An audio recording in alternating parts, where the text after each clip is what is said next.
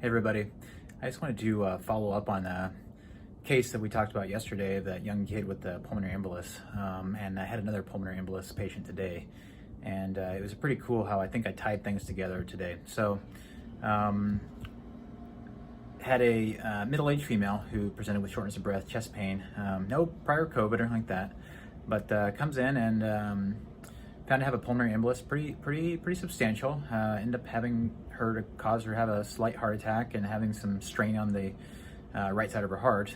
Didn't have to require any intervention like thrombectomy or echoes. If you know what that is, it's basically like a procedure to help break the clot up. But that being said, she was by the time she made it to me, she was already out of the ICU and was on oral anticoagulants.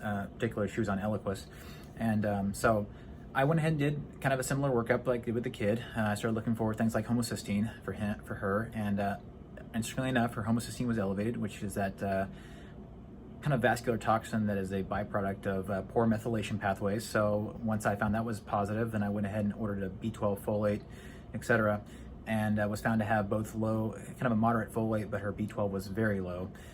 So started her on B12, and then I started thinking about, like, well, why was this lady, who's, let's face it, she was obese. Why would she have a low B12 level in this day and age? Kind of thinking back at that movie that one of the listeners recommended I watch. It was excellent. So she was on a PPI twice per day. She was on also another acid blocking medication, and those are known to inhibit the ability to absorb B12. So, that probably potentially contributed to her pulmonary embolus. The fact that she was obese and didn't change her diet and was trying to mask her symptoms by using something like pantoprazole or Protonix twice per day, and then developed a B12 deficiency, which led to a high homocysteine level, which probably at least contributed to the fact that she had a pulmonary embolus.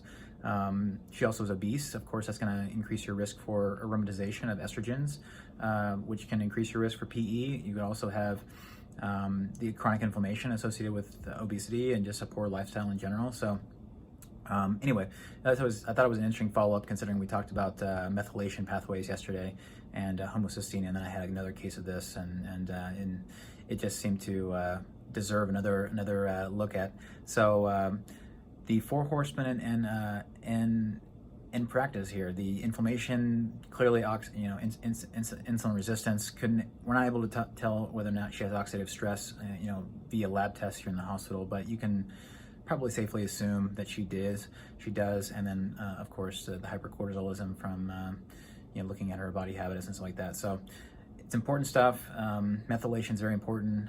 Also, one more thing, her vitamin D level was like almost single digit also, Now, we talked about during our vitamin D kind of series, mostly for in the context of COVID, and how that increases your risk for thrombus also, and post-COVID complications. So she kind of had out the perfect storm, really, of things that could have caused her to end up with a pulmonary embolus, a blood clot in her lungs, and now she's going to be on, anticoagulation for at least 3 months, probably, potentially longer, depending on how things go. So take your B vitamins, check your vitamin D level, get moving, don't be sedentary, get your weight under control, get your insulin resistance taken care of, and good things will happen, okay? Take care.